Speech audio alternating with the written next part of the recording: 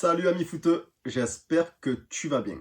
Alors Real de Madrid, Manchester City, demi-finale aller de Ligue des Champions.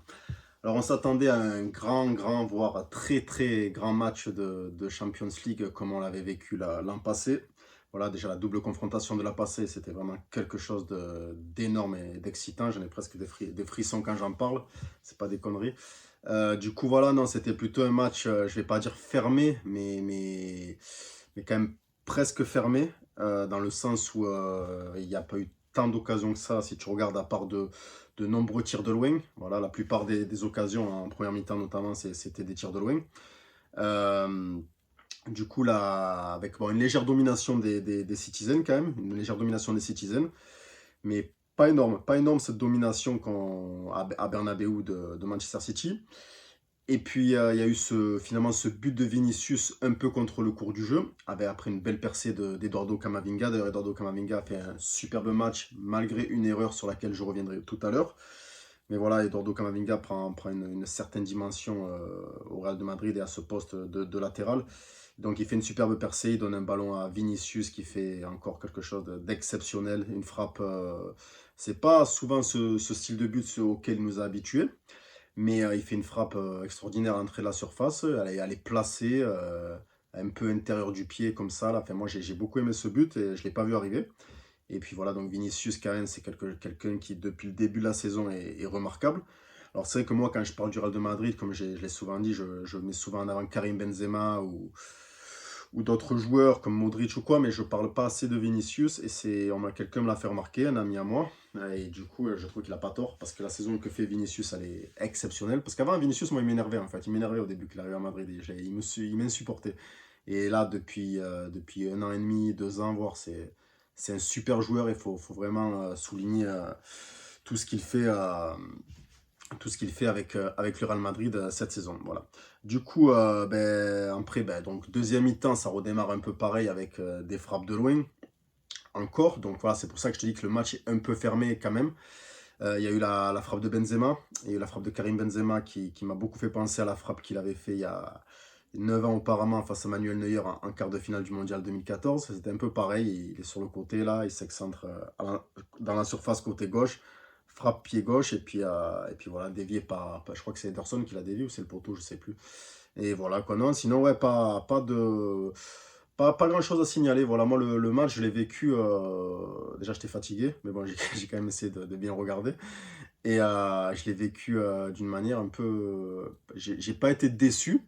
J'ai pas été déçu, mais presque. Parce que, comme je te dis, quand tu as vécu le Real City de l'an passé, avec la double confrontation et ce scénario incroyable, avec un Benzema ultra monumental qui a porté son équipe, c'est vrai que tu languissais ce match. Mais bon, voilà, voilà. D'ailleurs, Benzema, Haaland, on l'a moins vu que Benzema, je trouve. Bon, c'était kiff-kiff, hein, c'était un peu kiff-kiff, mais on attendait un peu ce duel des deux avant-centres. Haaland a été quand même pas mal contenu et neutralisé par Rudiger, qui a fait le taf, il faut le dire. Alaba aussi, Alaba qui est un peu sur la seule vraie occasion franche d'Erling Haaland. C'est Alaba qui l'empêche de tirer avec un superbe geste défensif. Donc voilà, gros big up à Rudiger et Alaba pour ce match.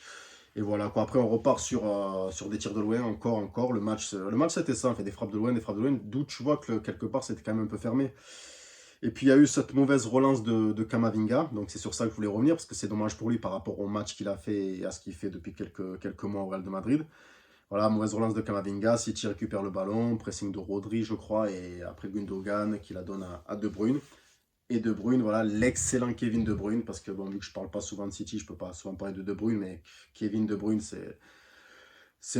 moi, c'est un de mes joueurs que je mets dans mon top 10 actuel parce que, voire top 5 peut-être, je sais pas, mais je trouve ce joueur exceptionnel. Voilà, moi j'adore ce joueur, je le préfère à Erling Haaland parce qu'après c'est plus le genre de profil de joueur qui moi me plaît, mais Haaland reste quand même monstrueux. Et là on a vu ce Kevin De Bruyne tout plein voilà, d'expérience, comme il sait le faire. On voit que lui c'est un mec qui a l'habitude des grands rendez-vous, peut-être encore plus que Haaland d'ailleurs. Voilà, on voit que voilà, on revoit le Kevin De Bruyne un peu de la Coupe du Monde 2018.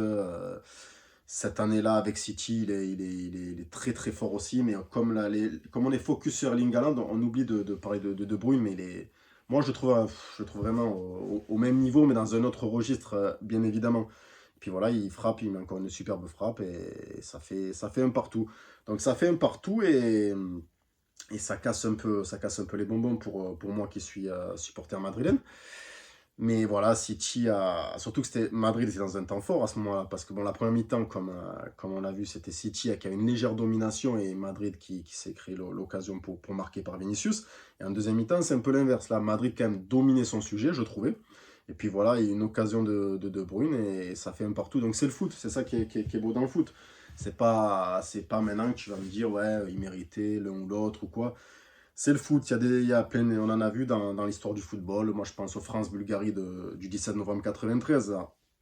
Voilà, cette domination française pendant toute la rencontre, eh ben, ça ne les a pas empêchés de prendre 2 buts, et notamment en deuxième mi-temps, où ils dominent la deuxième mi-temps de fond en comble. Et il y a voilà, les Ginola, 3 passes des Bulgares, Kostadinov, bim bam, tu pars pas à la Coupe du Monde 94. C'est le foot, il y a pas de secret. Il n'y a pas de secret, voilà, tu peux dominer tout un match et pas forcément le gagner. Voilà. Marseille-Milan 93, Marseille-Milan 93, on est champion d'Europe, on se fait dominer les 3 quarts du match, quoi, voilà, faut le dire aussi. Voilà, c'est le foot, voilà. Donc du coup, voilà, ça se termine un peu partout. Il y a une très belle frappe de Tchouaméni à la fin. Ouais, j'en parle un peu parce que Tchouaméni, il vit pas d'excellentes heures au Real de Madrid cette année. Et voilà, il a été poussé sur la touche. Voilà, Kamavinga ou d'autres joueurs lui ont fait de l'ombre. Et c'est vrai que Tchouaméni, on le retrouve pas quoi, depuis la Coupe du Monde. On le retrouve plus. Voilà. Et là, c'est vrai qu'il a fait une belle frappe. D'ailleurs, ça me fait penser à son but contre l'Angleterre, là, contre l'Angleterre en quart de finale de Coupe du Monde, où il fait une frappe de loin et il marque. Ben là, il a pas marqué. Ederson l'a très bien sorti. Donc, chapeau à Ederson qui a fait un super match aussi au passage. Et voilà, quoi, donc pas plus sur ce match qu'on attendait grandiose, vu les deux équipes, vu les deux coachs aussi, avec un coach qui est tout ce que j'aime, et un coach qui est pas tout ce que j'aime pas, mais voilà, c'est Guardiola, je sais que tout le monde le met là-haut, mais c'est vrai que moi je suis pas un grand fan de Guardiola, mais je reconnais ses immenses qualités d'entraîneur, voilà. C'était mon petit débrief sur le match Real Madrid-Manchester City, demi-finale aller de Ligue des Champions. Pour le retour, je ne sais pas qui gagnera, j'en ai aucune idée, mais le Real quand même a l'air de bien maîtriser son sujet. Maintenant, peut-être là-bas à l'Emirates, ce sera autre chose, on verra. Et du coup, voilà. Du coup, j'en ai fini avec cette vidéo. Et je te dis à bientôt peut-être pour une prochaine vidéo. Ciao, ciao.